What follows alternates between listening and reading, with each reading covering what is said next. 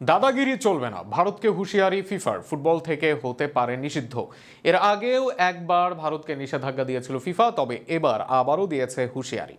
নির্দিষ্ট সময়ের মধ্যে শর্ত পূরণ না করলে নিষিদ্ধ করা হবে ভারতের ফুটবলকেই। আরও শুনুন প্রতিবেদনা।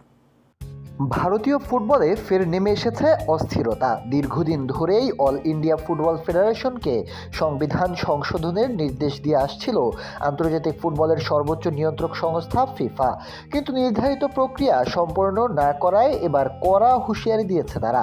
30 অক্টোবরের মধ্যে সংবিধান সংশোধনের কাজ শেষ না হলে ভারতকে আন্তর্জাতিক ফুটবল থেকে নিষিদ্ধ করা হতে পারে।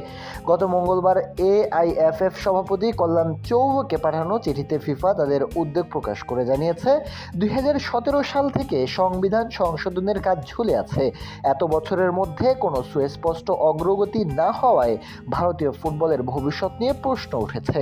ফিফার মতে নতুন সংবিধান তৈরি বা তা বাস্তবায়নে বারবার দেরি হওয়া উদ্বেগজনক। তাই 30 অক্টোবরের মধ্যে চূড়ান্ত খসড়া সুপ্রিম কোর্টের অনুমোদন নিয়ে কার্যকর করার নির্দেশ দেওয়া হয়েছে। শুধু তাই নয়, ফিফা AFC উভয়ের নিয়ম কানুনের সঙ্গে সামঞ্জস্য রেখে সংবিধান প্রণয়নের উপর জোর দিয়েছে সংস্থাটি। পাশাপাশি স্পষ্ট জানানো হয়েছে, AIFF-কে স্বাধীনভাবে কাজ করতে হবে, কোনো সরকারি সংস্থা বা তৃতীয় পক্ষের হস্তক্ষেপ গ্রহণযোগ্য হবে না। এর আগে 2022 সালের 16 আগস্ট একই কারণে ভারতকে নিষিদ্ধ করেছিল ফিফা। কারণ এই সময় সুপ্রিম কোর্ট নিযুক্ত প্রশাসনিক কমিটি AIFF-এর কার্যক্রম পরিচালনা করছিল, যা ফিফার চোখে তৃতীয় পক্ষের হস্তক্ষেপ ছিল। তবে মাত্র 15 দিনের মধ্যেই পরিস্থিতি সামাল দিয়ে নিষেধাজ্ঞা প্রত্যাহার করা হয় এবং পরবর্তীতে নির্বাচনের মাধ্যমে সভাপতি হন কল্যাণ চৌবে। কিন্তু দায়িত্ব নেওয়ার পর থেকে তার কর্মকাণ্ড নিয়েও নানা প্রশ্ন উঠেছে। অনেক সাবেক ফুটবলার মনে করেন, ভারতীয় ফুটবলের বর্তমান করুণ অবস্থার জন্য বড় দায়ী তিনি।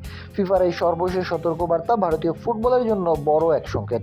সময়মতো শর্ত পূরণ করতে না পারলে আন্তর্জাতিক ফুটবলে ভারতকে আবারও বড় ধরনের ধাক্কার মুখে পড়তে হতে পারে।